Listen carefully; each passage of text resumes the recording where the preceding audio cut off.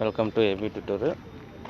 మనకి ఈరోజు వచ్చేప్పటికి ప్రధానంగా ఈ యొక్క తెలుగు రాష్ట్రాల్లో ఆంధ్రప్రదేశ్ తెలంగాణ రాష్ట్రానికి సంబంధించి ప్రధానంగా ఎవరైతే ఈ యొక్క రెండు తెలుగు రాష్ట్రాల్లో అర్బన్ ఆర్ రూరల్ అనమాట నిరుద్యోగ యువతకు ఫ్రీగా కోచింగ్ అనేది ఇవ్వడం జరుగుతుంది. ట్రైనింగ్ ఇచ్చి శిక్షణ ఇచ్చి జాబ్ అనేది చూపించడం జరుగుతుంది. అంటే ఇక్కడ రావడం జరిగింది అనమాట.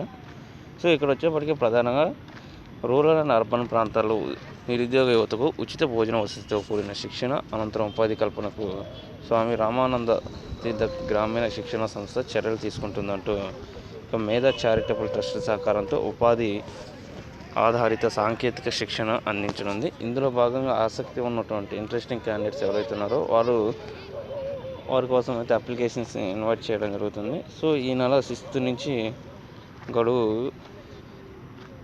విధించింది. ఎలక్ట్రీషియన్ డొమెస్టిక్ సోలార్ సిస్టంలో 6 months కాలపరిమితితో ఇచ్చే శిక్షణకు ITI లేదా డిప్లొమా పాస్ అయి ఉండాలి. ఇంకా 19 to 25 years మధ్యలో ఉండాలి.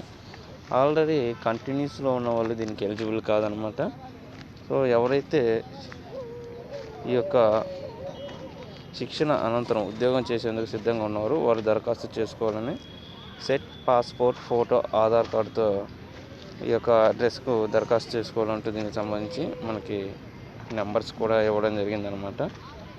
సో అదేవిధంగా ఇదిగోండి ఇంకో న్యూస్ పేపర్లు కూడా దీనికి సంబంధించి మనకి క్లియర్గా రావడం జరిగిందనమాట. 18 to 25 years మధ్యలో ఎవరైతే ఉంటారో వారు అప్లై చేసుకోవచ్చని.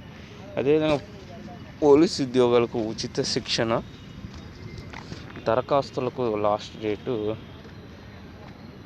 అంటూ కూడా క్లియర్గా ఇవ్వడం జరిగింది 5th అంటూ.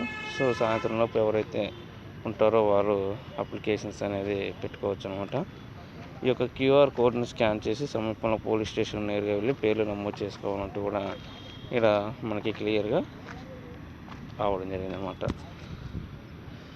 సో ఇది ప్రధానంగా ఈరోజు మన తెలంగాణ రాష్ట్రాన్ని ఆంధ్రప్రదేశ్ రాష్ట్రానికి సంబంధించి రెండు తెలుగు రాష్ట్రాలకు సంబంధించినటువంటి ఫ్రీ కోచింగ్స్ సంబంధించి అప్డేట్స్ అనమాట.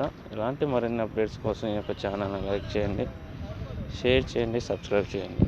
Thank you.